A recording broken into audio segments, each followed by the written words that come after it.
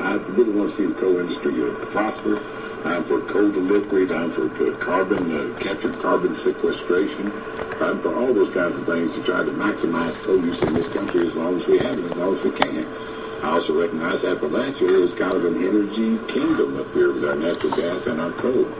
And so I'm all for developing that, but I am against mountaintop removal. Mountaintop removal, too, is proven to reduce the number of coal jobs, not increase the number of coal jobs. And with their new technologies and the development of their coal liquefaction and some of the other programs, that's really what an administration should be supporting rather than mountaintop removal. The problem with mountaintop removal is that the long-term damage to any area also will interfere with what I would consider kind of a diversified economic package.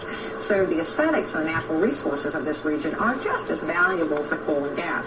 And without belittling those interests, I mean, certainly it is here, which means they're going to come and get it. Okay, so we know that. But I think we create a really good partnership with that and be very supportive of the new technology.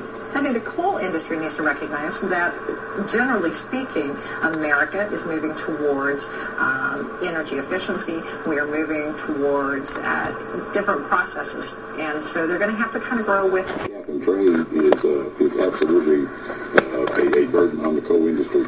And, you know, it doesn't really help the environment at all. But people don't understand what this cap and trade is about. Let me try to give a quick explanation. In Louisville, they had the vehicle emissions test. And they made everybody sign up and go put their vehicle through emissions test. And there was a certain emissions on it, you had to get it fixed. But there was a tax on the people. Every year they had to do it.